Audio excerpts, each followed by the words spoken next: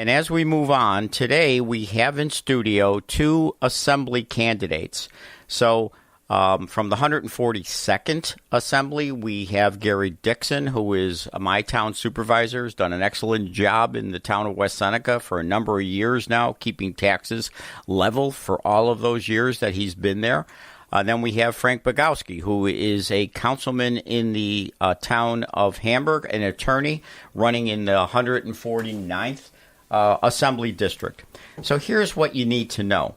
The Assembly has 150 people in New York's Assembly. Of the 150 assemblymen, 103 are Democrats. They have they have more than the two-thirds majority. 103 of 150 are Democrats. And the interesting thing is, of the 103 Democrats, 53, a majority, are from New York City, the 5 boroughs of New York City. What that means is the very liberal New York City Democrats, people willing to call themselves Democrats Socialists that belong to what's called the DSA, the Democratic Socialist Association, they actually control the Assembly. That's what happens. And what's interesting and what everybody needs to know is they control it to the point of it's absolutely crazy. So we're going to talk today about a recent bill that was passed where the law now changes so that we don't call our parents father and mother anymore in court. The mother is the gestation parent, and the father is supposed to be called the non-gestation parent. As crazy as that is now the law in the state of New York. So I want to start with Frank to talk about his past and give you a little bit of insight into who he is, what he's all about, and what he's done up through this point in time. So, Frank, good morning. Good morning, Ralph. It's a pleasure to be on your show. So, tell us, give us your history. So, quickly go through, where you come from, what schools you went to. You're a lawyer, how long you've been practicing, and tell us a little bit about, your role in the town of Hamburg. Sure. So, I grew up in Hamburg, New York. I went to Frontier High School. After high school, I did an ROTC scholarship at Cornell University. Wow. I served in the United States Army and the National Guard. And we thank you for that. Then I went on to UB Law School, and I've been practicing since 2002. I do a variety of different types of law, but I'm most known for personal injury and criminal defense work. Right. I've been serving on the Hamburg Town Board for almost 3 years now, which it's been a really great experience serving the residents of Hamburg from the town that I grew up in. And I'm running now as a candidate for assembly in the 149th district. So, again, see, this is what I like to see. Someone who's, worked in the private field, has spent a great deal of time in the private field, and then willing to understand public service and public commitment, and that's certainly what you've done. Now, your district is extremely interesting because we had a primary in your district, and the endorsed Democratic candidate lost the primary. So even though she had the support of the entire Democratic organization, even though she had the support of the party, even though she had a name that was certainly well known in the town of Hamburg, she lost to a DSA, a Democratic Socialist. That is incredible to me. How does that happen, Frank? Well, I think it's because the far left has hijacked the Democratic Party. When you see nationally what's happening with AOC and Bernie Sanders and so forth, they've hijacked the party and they've pushed people to the left. Karen Hoke, who was the endorsed candidate, I ran against her for town board, and even though Hamburg is statistically more Democratic, I was able to get the most votes. But I watched her campaign and I saw her struggle, and I know Karen, and I saw her pushing her campaign further left, because I think those on the left are very concerned. So, and you see it even with our governor. There's a lot of pressure to pander to the far left, which most people are moderate. So here's exactly the problem that you point out. There are moderate Democrats. Certainly, I believe the electorate that are Democrats are certainly moderate, especially in Erie County and in your district and in Gary's district. But what you have, as I pointed out at the beginning, New York City controls the Assembly. It also controls the Senate, New York City. So you have these far left people who control. And the moderate Democrats are intimidated because of what just happened to Karen Hoke. Yeah, absolutely. I mean, the problem with having such strong control from the far left is the policies promulgated by the leftists. I wouldn't even call them progressive. I'd call them leftists. Don't fit within Western New York. It's such a large state. And when you're putting forth policies, for example, using or banning gas. Right. Well, I mean, it is a Band-Aid on a bullet hole. When you travel the world, I've been to many countries, and you go to Argentina, for example, or you go to Brazil, Sao Paulo, it is large sprawl, and they have very little public transportation. It's like from Hamburg all the way to Niagara Falls, and there's cars everywhere. So we put ourselves at a disadvantage when we say we're going to ban gas stoves. It really doesn't do anything in the context of a global climate. Now, of course, we should look at alternative fuels and other options, nuclear power, solar. I saw that Gary was driving a Tesla today, an electric car, and I was going to ask you about that. But these policies set by far leftists aren't good for Western New York, aren't good for the people in our district. We need gas. It's cold here. Well, they want to take our choices away. That is the most ludicrous thing. That is what the far left decides. We're going to take your choice away. If you want an electric home right now, you certainly can go do it. If you want an electric car, you certainly can go buy it. But we have a choice, and there's no law that prevents you from buying electric or having an electric home if you want. But they want to pass a law preventing you from having a gas home, which the great majority of us have and need in this area especially. That's one of the issues that we're up against, you're up against, that the Assembly has voted directly opposite to what I believe people in Western New York believe. People should have choices. That's what American way is all about. Sometimes people make bad choices, but that's part of freedom. And there are too many laws, in my opinion. I'm here with my son in the studio, and his sister just turned 11 years old. And when my son was studying New York history in school, we went to the Capitol, and my daughter was looking out over the assembly floor and asked what happens in there. And my wife said, well, that's where they pass laws.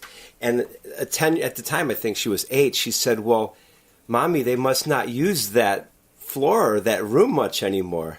And my wife said they use it all the time. And she said, Mommy, don't we have enough laws already? And out of the mouths of babes, and when I think about that, what you just said, Ralph, is there's so many rules and regulations. Like, for example, I have a boat. I grew up on Lake Erie. I'm a 5th-generation boater on this lake. My son's a 6th-generation boater. And now if I want to go out on a boat, I've got to get a license and take all these classes and courses. And it has nothing to do with your competency or anything like that. It's a money grab. It doesn't make anyone any safer. The left just wants to run your life. They want to make rules. They want to take freedom away from people. And they believe that if they make these rules, everything's going to be great. It's going to be utopia. But it's almost like Nazi Germany. What they keep doing is making rules and central control, and it takes it away from individuals. And I believe in individual freedom, individual prosperity, and that's the American way. And that's why I'm running for office. So let's talk about what both of you have to, are up against. You're both up against a situation where, first of all, the Democrats want to bail reform. They don't want to place bail. So again, this is something both of you have in your background. Certainly, Frank, in your practice, you see this all the time. So somebody robs petty larceny out of a store, they're on the street. They don't get put in jail. Somebody robs your home, they don't go to jail. They're back out again. The district attorney has so much more paperwork to do because of these laws. They want to eliminate police. They certainly aren't in favor of police. They want to eliminate prisons. I mean, that just shocks me that there are bills on a regular basis to eliminate all prisons in the state of New York. Now, they believe everybody needs to be rehabilitated. And look, we all have a conscience. We all want to rehabilitate people if we can. But there are bad people out there. And, bad people need to be removed from society. There's always been bad people. They've always been removed from society. And now we're talking about 100% rehabilitation instead of eliminating some of these people from society. This is what the Working Families Party has become. The name isn't significant to what they are anymore. Working families people do not want to eliminate the police.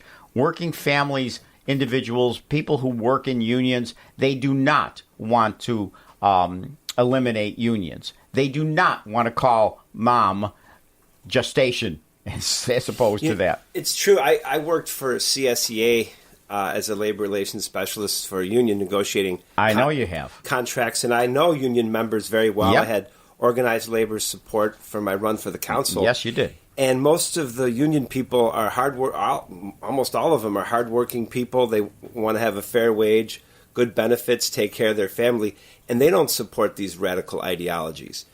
That's exactly true. Union people, when the Working Families Party started, it was mostly about, your working families, union things that were needed to be accomplished for them. But again, it's been taken over by ultra-liberal people that run the Working Families Party. This is not the party of labor anymore.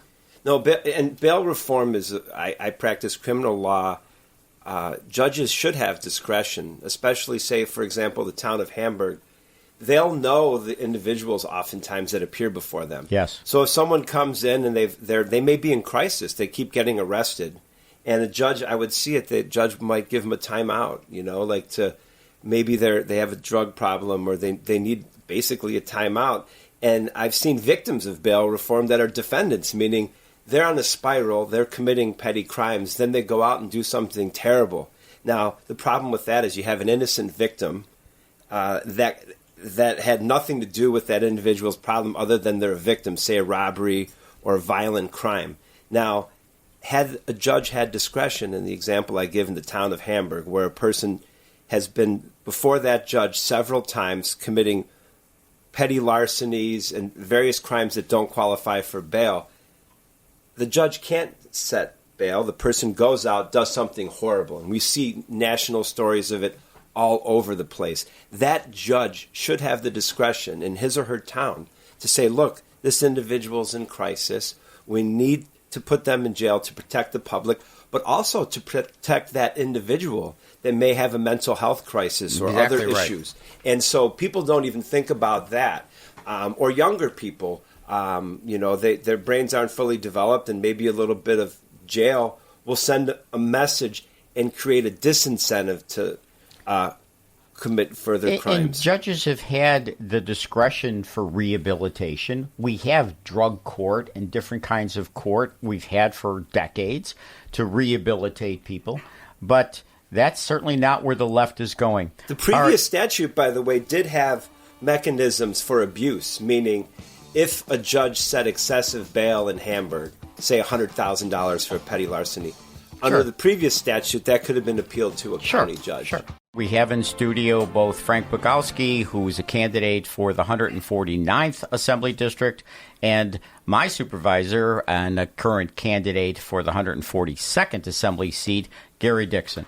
So, Gary, I know you've been on the show before. I know we've given your past. It's a stellar past, so I still want people to be aware of it. So give us a little bit about your history now. Yeah, good morning, Ralph, and thanks for having me on. I grew up in Los Angeles. After high school, I did a little bit of community college, and then I enlisted in the Army. and I was in the Army for a bit over 6 years. Got out in '85, finished college, and then I applied and was accepted into the Federal Bureau of Investigation as a special agent, which I started in 1987. And I had a 27-year career in the FBI, doing almost all of the sorts of investigations that, or being involved, that the FBI does. Organized crime, drugs, counterintelligence, terrorism, etc. I was overseas doing liaison work in Russia and Romania. And then I retired in 2015, worked for a couple of banks, including M&T, and then I started going to town board meetings in West Seneca and was frankly appalled at the way that the public was being treated and the way money was being spent. So I decided to run for something, and I eventually decided, I was encouraged to run for supervisor, and I did. I won the 2019 election, first Republican supervisor in West Seneca in 50 years. 50 years. So this, at that time, it was about a 2-to-1 registration advantage to the Democrats. I mean, 50 years of Democratic rule, as you said, 2-to-1 Democratic advantage. And in 2019, you were able to be successful. And that's because of a great deal of work that you did. First of all, obviously, I want to thank you for your service to this country, both in the service and in the FBI. We need to look up to people willing to do those kinds of jobs because not only are they dangerous, they're necessary, and they keep us safe. It is so, so important. But again, in 2019, you were able to succeed. Not only did you succeed in 2019, but the town board, you were able to elect all 5 members of the town board as Republican conservatives. I mean, it's a great turnaround. Right, yeah. So in 2019, myself and another councilman won, Republicans. And then 2 years later, we won both the Republican seats. And then 2 years after that, we won the final one. So now we have all the elected positions except for a judge. So we have 5 members of the council. We have the highway superintendent. We have the town clerk, and one of the judges. And I was reelected, overwhelmingly in 2023. And like I tell everybody, it's because we were doing the things that everybody expects from local government, or from government in general, which is, the best services at the lowest possible cost, treat everybody with respect and equally, answer phone calls, and that's what people want, and that's what they get from me and from us. It's providing the services that people need, and certainly the services in West Seneca are great. I mean, Brian Adams does an excellent job as a highway superintendent, cleaning the streets, picking up the garbage. I mean, it's the best that I've seen it, and I've been there for 6 decades. The taxes, though, let's tell people about the taxes, because the supervisor prepares the budget, and that is mostly you handling, how we handle the taxes in the town of West Seneca. What's gone on over the last 6 years of your terms?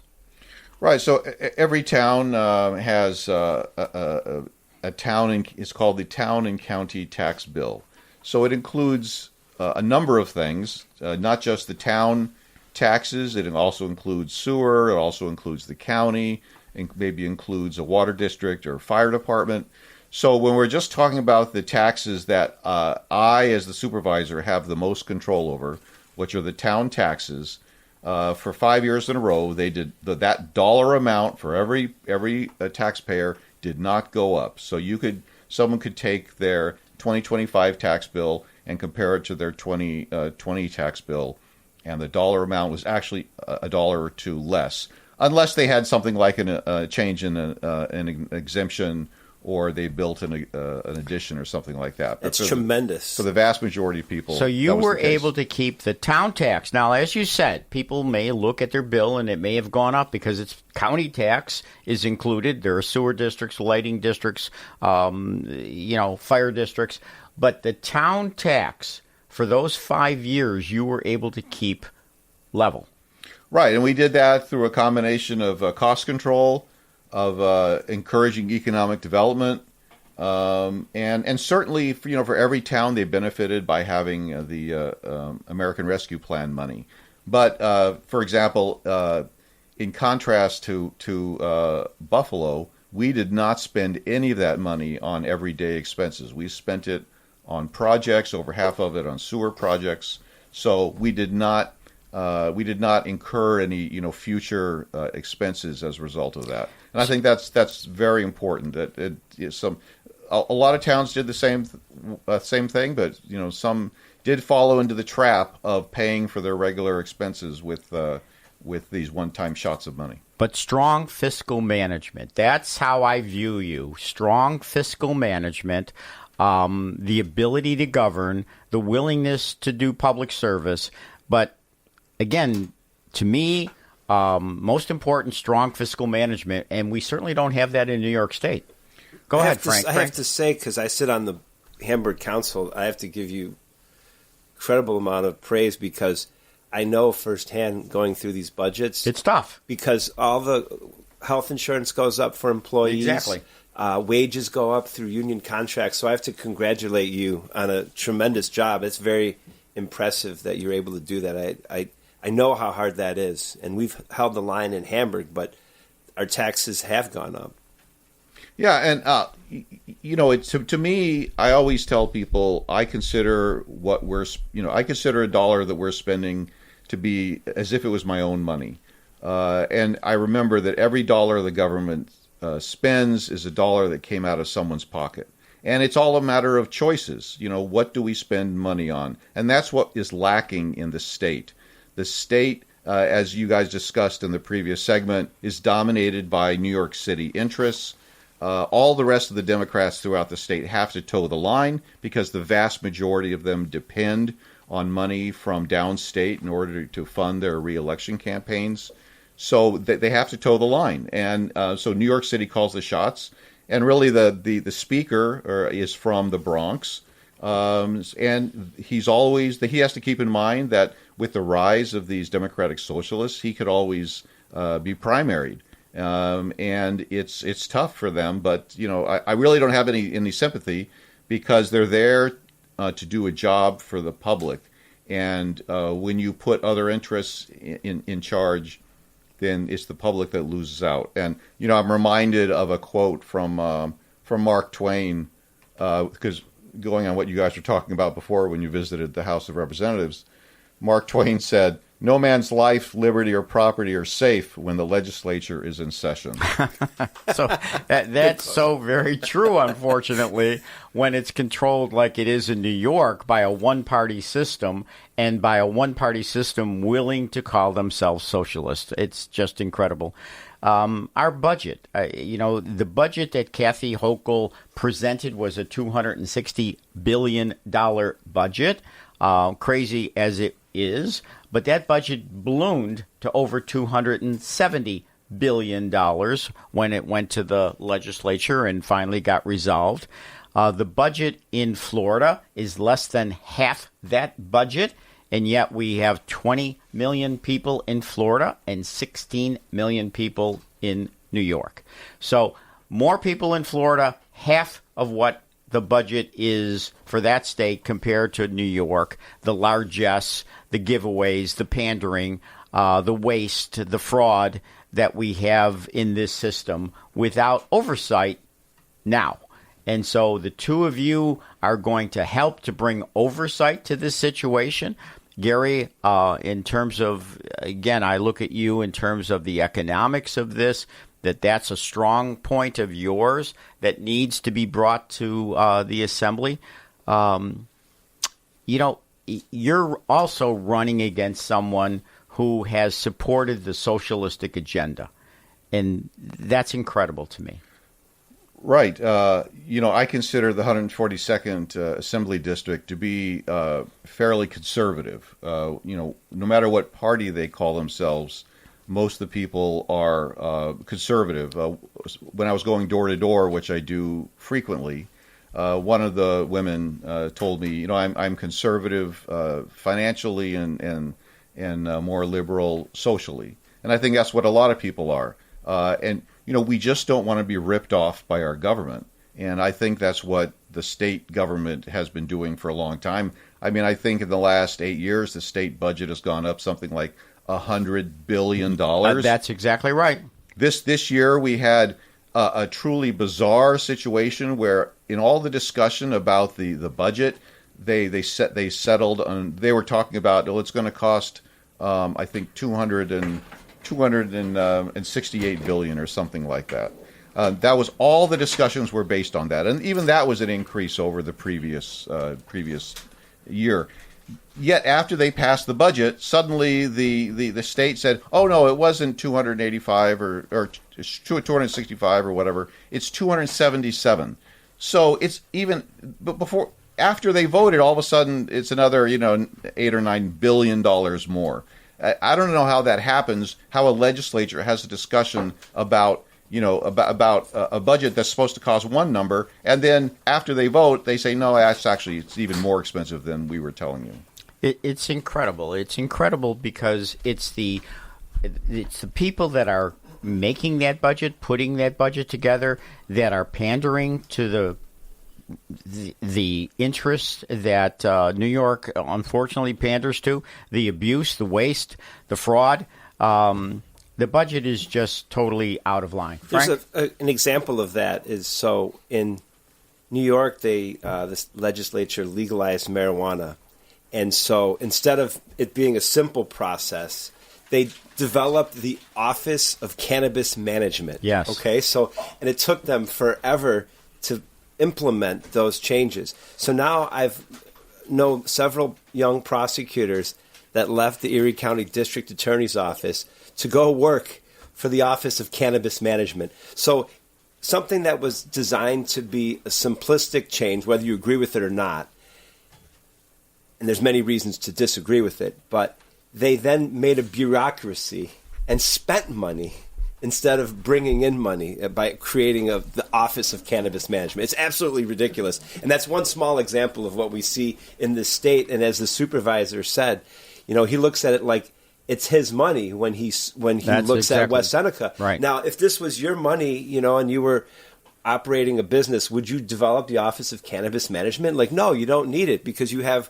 prosecutors already within the Attorney General's office or within specific counties that could enforce those rules. And now they've made a bureaucracy out of it. You're exactly right. It was an unnecessary additional government expenditure that plenty was in place before that to handle, what needed to be done.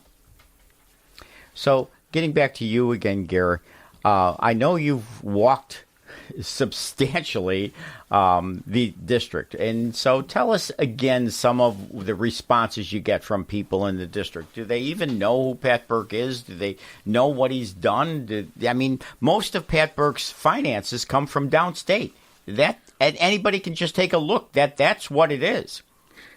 Yes, it is amazing. I was looking in the 2024 election, the last election, something like 85 or 90% of all of his money came from downstate. So where is his allegiance when that's the case? You know what they say, follow the money. That's right. But so I've been walking extensively, going door to door, particularly in South Buffalo and Lackawanna.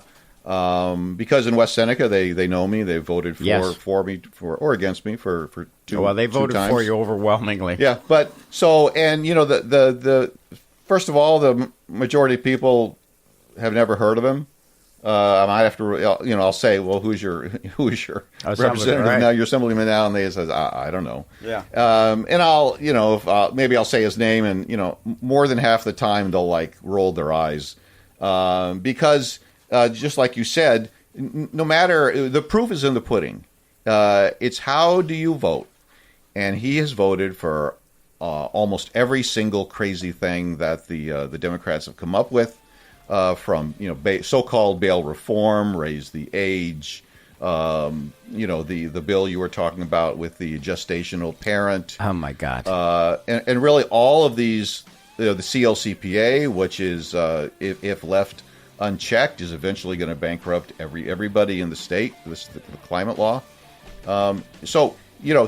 People could say he could try to present himself as a moderate, but he doesn't vote like one. And I would say, for me, you don't have to believe what I say. look at what I've done. That's right. Look at what I've done with taxes. That's right. I believe in good government. We put for a referendum term limits in West Seneca. 85% of the voters voted for term limits. I am perfectly happy with that. I pushed to have it on the ballot, and we had a referendum, and it was passed. I think we need term limits at the state level and at the federal level, too.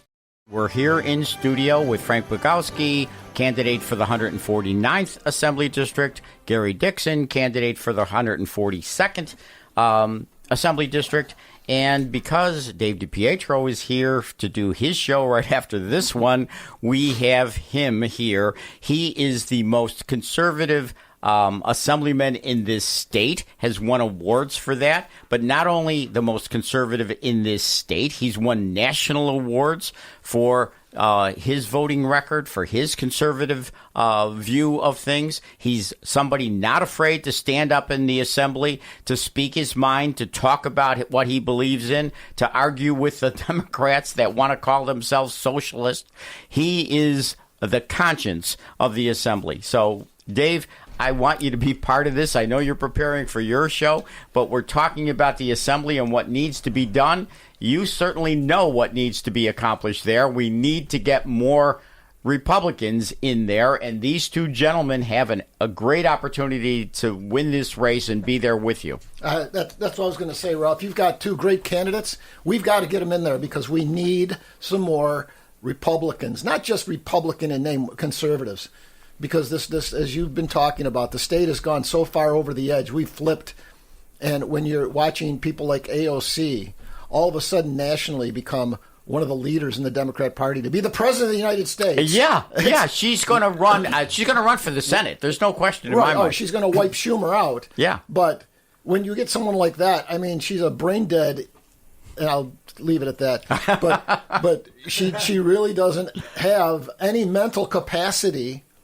She's never accomplished anything. Well, in her life. She was a bartender. She was a bartender, but for the Democrat Party to look at her, But I always say, they looked at George Floyd as a hero too, and they built statues to this guy. One of the things that we haven't talked about, and I gave a speech the other day in response to the violence in Buffalo. Yes, we need to talk about. People keep leaving New York. Now we all have friends and relatives that so the policies that we have. They keep raising taxes, and we talked about regulations and the Office of Cannabis Management. People are leaving New York in droves. And so the left says, okay, we'll increase revenue by raising taxes. You'll actually decrease revenue. When you look at Charles Laffer, the economist behind the Reagan tax cuts, you increase tax revenue by lowering taxes. And in New York, there's not just taxes, but there's registering your boat, registering your car. They're always gigging people with fees and so forth. So it is a crisis in New York because anyone that can leave will leave. And it's a great state. It's beautiful. We have the Adirondacks. We have the Great Lakes. We have oceans. Wonderful. But these policies are failing tremendously, and we need to have some checks and balances and have more conservatives in Albany. You touched on the city of Buffalo this past weekend. Last weekend. I mean, it was incredible what happened there. 11 people children die, under the watch of Sean Ryan in the city of Buffalo, under the watch of this police commissioner who doesn't spend her weekends here in Buffalo. It is incredible to me. So with a law enforcement background, Gary, tell me what you think of the situation. I mean, certainly it's shocking. 11 people shot in one evening. But another thing that happened that hasn't gotten as much press is there was an assault, an attack on the home of a Buffalo police officer right in South Buffalo. He was out doing his job. People on his street knew who he was, knew he was a cop, and they attacked his house. With fireworks and whatever else. His wife and children were home. Yep. They were terrorized. Right. They've had to vacate their house. I've talked to members of the Buffalo Police Department. They are beyond upset. And this is simply, this cannot stand. And you haven't heard anything about it. I mean, have those people been charged? They should be charged. They should be charged at least with something like attempted arson for shooting fireworks at a house, menacing. Yeah. So what has been done? I know that what's been done is the person who took down the Somalia flag has been charged. They were able to find that individual. They were able to charge that individual for taking down the Somalia flag, which, in my opinion, I applaud him for that. But they charged him, yet no one was charged when the police officer's house was, invaded. No one's been charged yet with what happened in the city of Buffalo. How does this happen? In my mind, this happens because the Democrat Socialists are willing to talk against the police, to degrade the police, to lessen the number of police that we have. It's about that, right, Dave? Ralph, I got a call the next day after that happened, and I can't tell you who from, but apparently the gentleman who took the flag down, they rode their motorcycles up. They took the flag down, they folded it up and left it there. That's what I was told. Yeah. Wow. They didn't steal the flag. Okay? They didn't cause the vandalism. I think we're going to find out who's lying because they made this into something like they stole it, and we're going to find out if they took it. But what I was told immediately was, no, the flag was there, it was folded, they left it there, they just took it down because it was disrespectful, and they left. It certainly was disrespectful. There's no question. It was disrespectful. No, I think I we want need to give the guy. I have already reached out. I would like to give him a certificate to say thank you. We need more police, though. I mean, they took in Buffalo. There were 4 or 5 deputy mayors, well over $1 million. That money could have been spent, as the supervisor said. It would have been fiscally prudent. They don't need those administrators. They could have used that money to hire more police officers and have safer streets. Again, like you say, all those deputy mayors increasing the police chief's salary substantially to $250,000, spending all that money, and this woman who is now the chief of police for the city of Buffalo, she failed everywhere she came from. Exactly. She failed in Atlanta. And she. To me, some local law enforcement individual. It doesn't necessarily have to be from Buffalo Police. It could have been. I thought the gentleman Macy was doing a great job. The interim police chief, he went to the academy with my brother. He's a veteran, combat wounded. He had the respect of his peers and his community. I don't know if he didn't want the job. I don't know the politics of that. But we certainly didn't have to spend a lot of money. There were plenty of local people that have local knowledge, that have contacts and resources here to do a much better job than what this person from the outside came. This is Gary. I just like to say that we all in Erie County, we all have an interest in a Buffalo that is Absolutely. thriving and successful. That's true. It should be the economic engine of Western New York. It's not right now. And when I win, I'm going to be representing part of Buffalo, Yes. South Buffalo. Pat Chudlinski already represents part of East Buffalo. When Frank wins, he's going to be representing part of West Buffalo. In fact, we'll be in the curious situation where if we all win, there are 5 assembly districts that have all or piece of Buffalo. 3 of them could be Republicans, which I think would be a hoot. We are going to win. This is such a dichotomy. It is such a one way or the other. I mean, either you want the far left or you want traditional values. That is what the selection is about. Look, in Frank's case, it's clear. The endorsed Democrat gets beat by the far left, by the DSA. How can it be more clear of who they are? Now, Pat Burke disguises himself to some degree, but it is exactly the same if you look at his voting record. So that's what you've got to look at. My opponent's endorsed by Bernie Sanders proudly. Yeah. And he's a Democrat socialist. He's proud of that. And it's ridiculous in my viewpoint because, as I said earlier when we were talking offline, that, communism and socialism doesn't work because rational people respond to rational incentives. And when you remove the incentives, then there's nothing for anyone to ascend to as far as prosperity if they want to buy a better car, a boat, a vacation.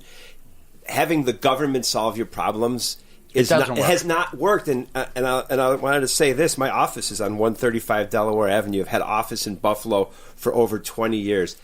The policies of the left of single party rule in New York have failed. It is sad to see. When I walk down the street, there's a beautiful restaurant, Osteria. Yeah.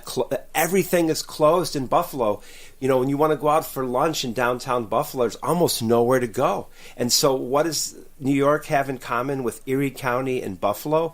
Democrat rule, one-party rule. We need to elect people like us to provide checks and balances on unfettered control that Albany has downstate, and we're going to do that. Well, again, Dave sees it on a daily basis, unfortunately. He tells us on his show how bad it is, how many Democrats do not even show that the rules are that you can just check in and you're a yes vote, and all the bills are Democratic bills, so that's what happens. They don't even take part in the government except What do you mean they don't show? They don't show up to Albany or what? They don't show up in their seats. They swipe in the morning, go home. All the votes turn up green. There's a big board. My job is to vote on Democrat bills.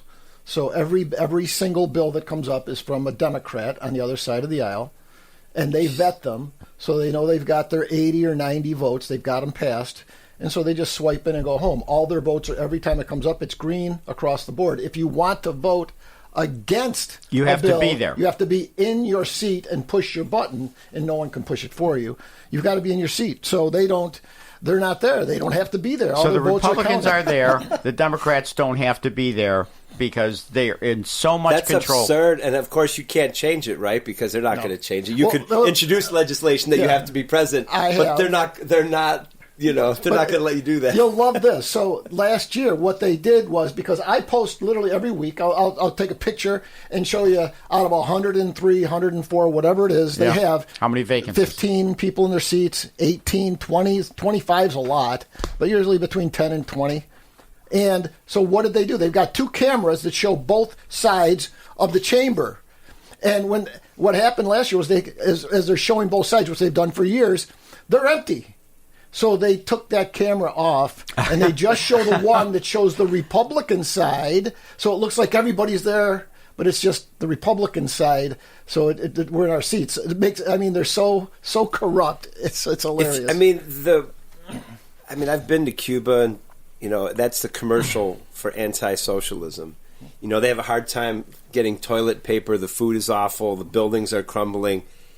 And people believe that, if you have socialism, everything's going to be great. The government's going to run it. It doesn't work. It never will work. It never has worked. Never has worked. And I think in our state, we need some checks and balances. People keep leaving, as I said earlier. Businesses are vacant in downtown Buffalo. It's the worst I've ever seen it. And we need to do something drastic to stop it. And well, what Gary said is really interesting to me, that if, in fact, we can win these races, if we can keep Pat there and we can put Frank and Gary there, we have 3/5. Is that what it is? Right. There's one assembly district that is entirely in Buffalo, and then there's 4 districts that each have a piece. So we have 3/5. If we won, we would have of those 5, we would have 3 out of the 5. And if that were the case, or even now, I think the entire delegation that covers, from Albany in the Senate and the Assembly, they should be meeting with the mayor, quarterly or whatever, and come up. How are we going to benefit Buffalo? How are we going to benefit our area?